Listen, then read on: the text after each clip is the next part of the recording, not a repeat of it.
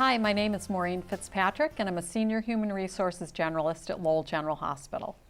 Hi, my name is Stacy Landris, and I'm the HR Director at Watermark here in Lowell. Hi, my name is Sarah O'Leary, and I'm the Store Manager for Stop and Shop here in Chelmsford. Hello, my name is Lisa Michaud, and I'm here representing Maycom Technology Solutions. I do corporate relations. Hi, I'm Kat Brady, and I'm the network trainer and recruiter for 80 Conway Dunkin' Donuts, and we have locations all over the greater Lowell area, in Lowell, Chelmsford, Dracut, Tewksbury, and also in Westford and Bedford. My name again is Maureen Fitzpatrick from the Human Resources Department at Lowell General Hospital.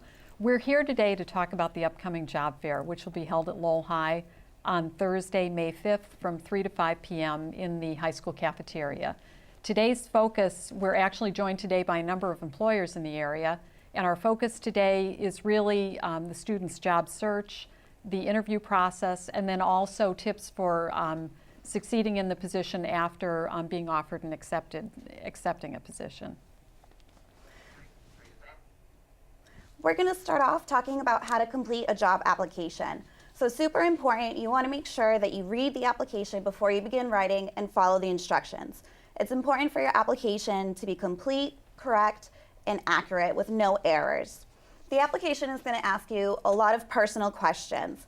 It's going to ask for your name, your address, your city, state, and zip code, if you are eligible to work in the United States, and if you're underage, you would also need to provide a worker's permit. It then is going to go on to ask about your education, any schools or colleges you may have attended, and what you studied at those schools. It's then... Okay, thanks. If you want to start.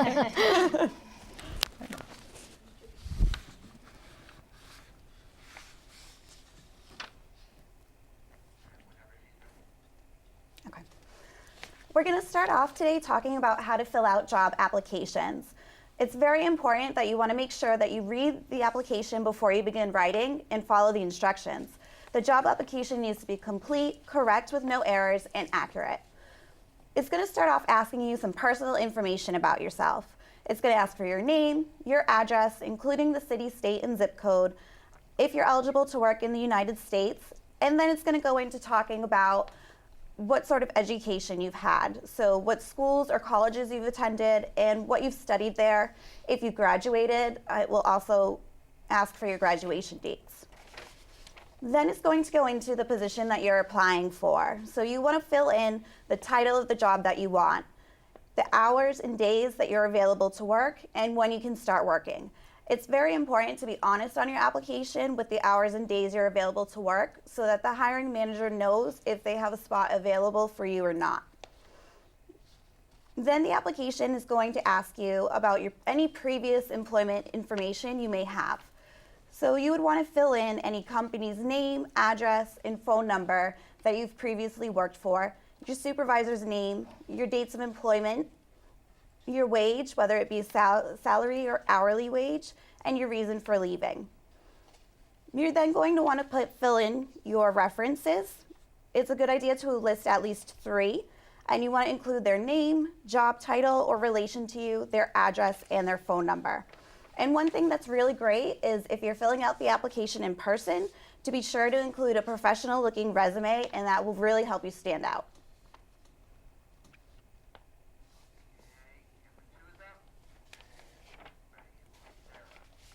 Hi, today I want to make sure that I review with you the importance of making a good impression. That is your first chance and last chance to show them what you have. Be professional. Dress appropriate. Dress for success. Your best professional outfit that you own is what you should be wearing. Smile. Be positive. Be outgoing. Be prepared to answer the correct questions. Remember your manners, please. Thank you. Don't sit down until we've asked you to please. Have a seat. Relax. We're going to talk about a few things. Remember those questions that we're going to ask? They're going to be personal, but we're going to want to ask detailed questions like, tell me where you want to be in 5 years. What are your goals? What would your teacher say are your best qualities? What do you think your best qualities are? What would you bring to the table for this company? And can you tell me what you know about this company?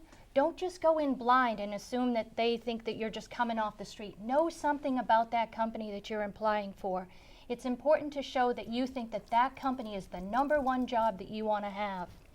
Make sure that you know an example. If I say, give me an example of how you're a team player. We need to have a response.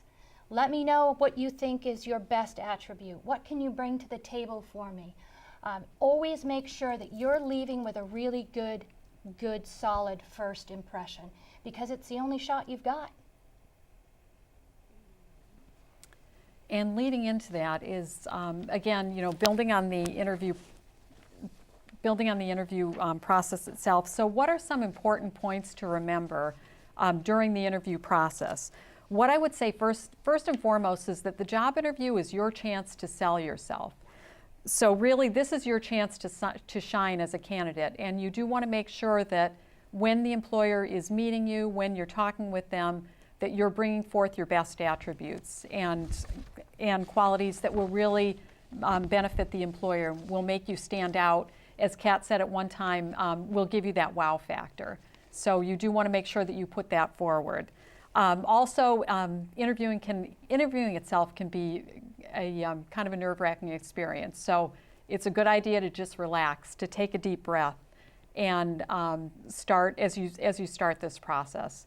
As Sarah Lynn talked about, it's important for the job interview itself to #1 to be on time, because that is your first impression. So when you come into the department, when you come into the employer, when you check in at the reception desk, make sure that you're respectful, make sure that you're friendly, because that is essentially when the interview process itself starts. Make sure that when you come to the interview that you don't bring any family members, friends, because again, you want to portray yourself as mature, as professional, and that starts with that first impression. It also is, you want to keep in mind that you do want to make sure that you turn your cell phone off, just to eliminate any kind of distractions. No gum, nose rings, chains, anything that will detract from you as a candidate. As Sarah Lynn talked about, you want to be friendly, you want to be engaging, you want to smile. Smiling is important. So it's all those things that are going to make you feel relaxed, make you feel more like yourself, and really be able to sell yourself and portray yourself in the best light as possible. While an employer is interviewing you, they're always thinking in the back of their mind, picturing you in that particular business, in that particular role, thinking about how this candidate will interact with a customer, with their coworkers. So it's really important that you make sure that you can showcase those talents and demonstrate that you are the best person for the job.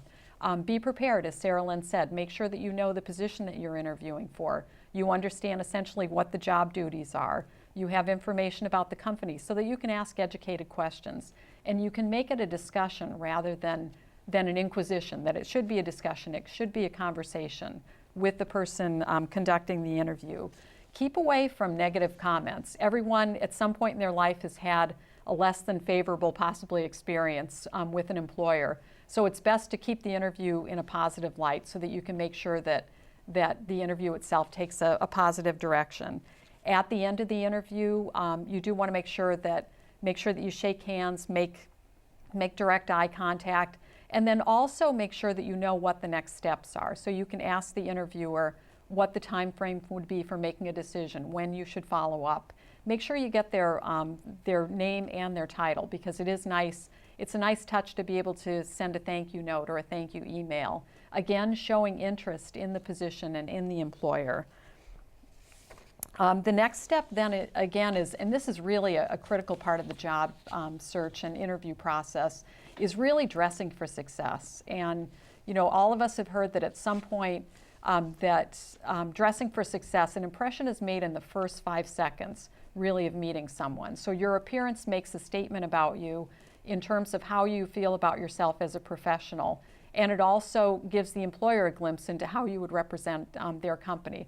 So it's a good idea to make sure that you're dressed, always make sure that you're dressed appropriately. No need to overdress, but make sure that for the guys that you have a clean shirt and clean iron shirt, pants, that you look appropriate, a dress for the women, whatever that might be. Also stay away from any type of excessive cologne, jewelry, your hairstyle, things like that. Again, make a statement about you as a candidate. Definitely no jeans, t-shirts, shorts, sweatpants, anything like that. Because again, your appearance either detracts or adds to your value as a candidate.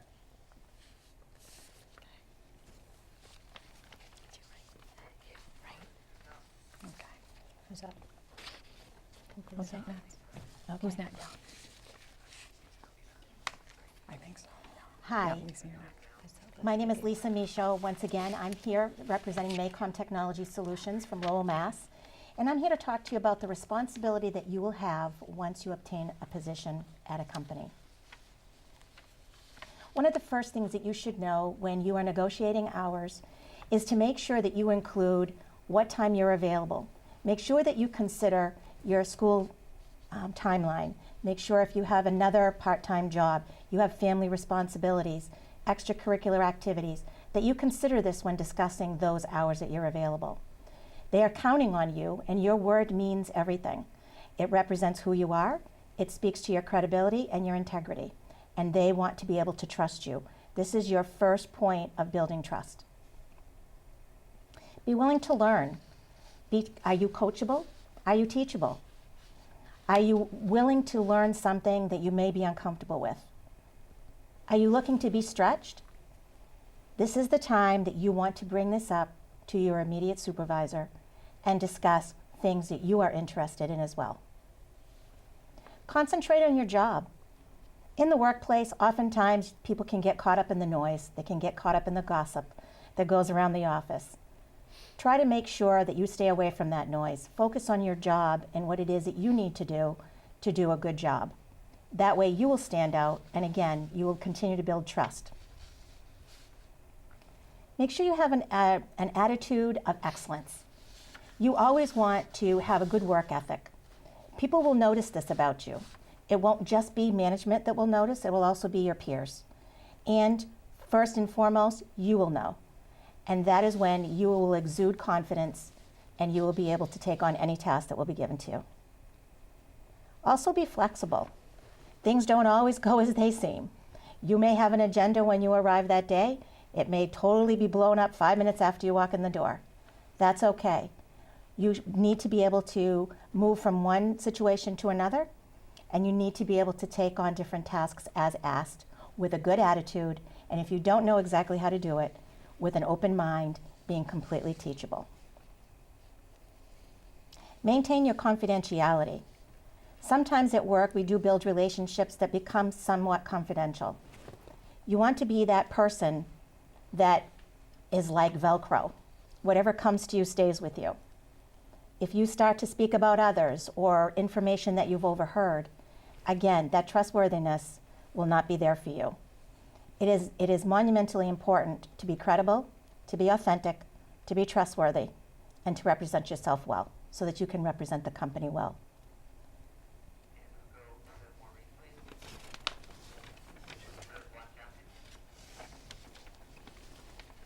Also, I'd like to talk to you today about emails and professional communication. Email is one of the most misunderstood forms of communication.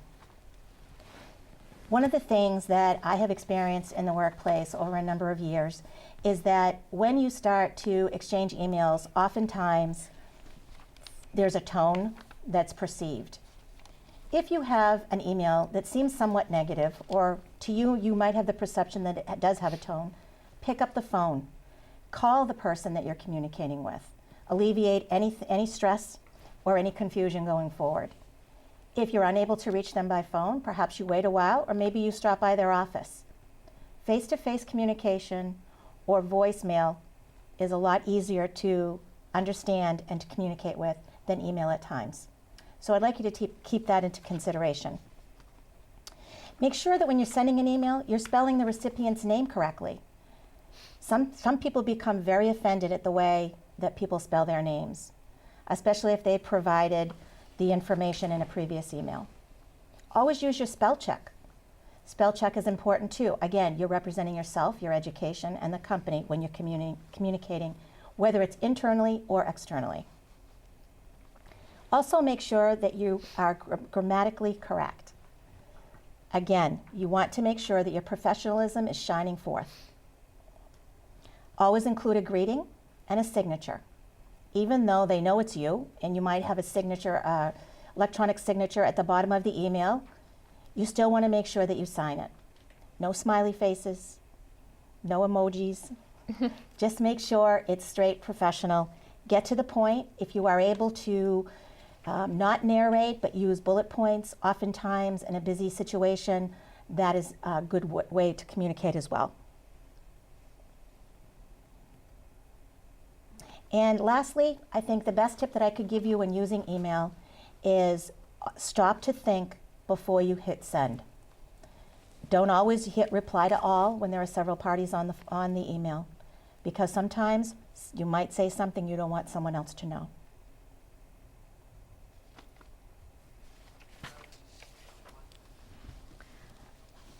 Again, my name is Stacy Landris, and I'm from Watermark. And I'd like to add on to what Lisa had said about leaving a message. And you want to make sure that you are professional. You want to make sure that you do speak professionally, slowly, and you want to repeat your name and your number too, because sometimes the recipient does not always know who you are calling or who you are if it gets jumbled. When you're leaving a message, remember that employers do return phone calls, so you want to be succinct in your messages. The other thing is once you get the job, you want to make sure that you're going to keep the job. And there are many tips to do that. As others have said, you definitely want to be on time. You want to be show initiative and have a positive attitude and show interest in the job that you're actually doing. You want to learn, and that's why you're there. Everybody can learn, and every day there should be some kind of learning. You want to work hard to complete your assignments. If you're given a deadline, meet your deadline. And if you can't meet the deadline, you want to talk to your supervisor about it and make sure that they're aware of that and the reasons why, so they can help you through, but not at the end when the deadline is actually due. If you get angry at work, take some time away, step away from your desk, and don't show your emotions at work. It's very, very important to do that. You do not want to also use your cell phones at work, only for emergency situations. It's one of the things, whether you're in a meeting or whether you're sitting at your desk, you don't want to be sitting on your phone, on Facebook, or any of the social media, or texting with your friends. You're there to work, and that's what they're getting paid to do, or that's what you're there to learn to do. You want to use your manners, and you say please and thank you. You want to appreciate or show them that you're appreciating the job that you're there to do and that you have the job. If you're calling in sick, make sure that you, again, use your professionalism.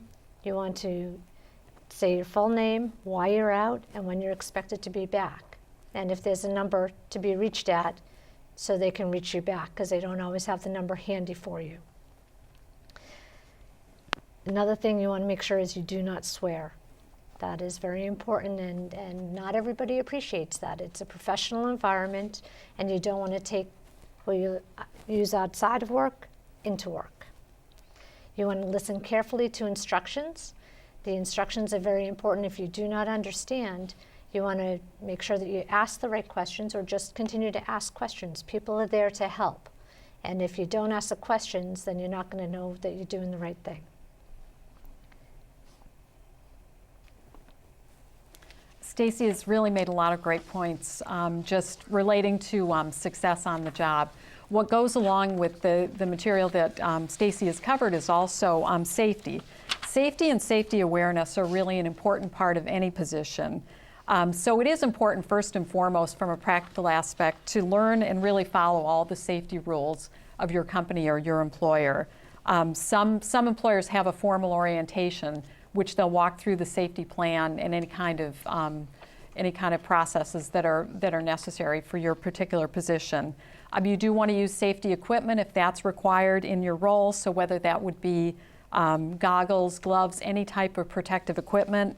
It is important also to keep your work area neat and clean because it, number one, communicates that you're professional, and it also, from a practical standpoint, eliminates any type of possible accidents or workplace incidents due to safety. And then you also want to know what the emergency plan is for your particular employer. So that includes fire exits and the safety plan, and that really is key to any position.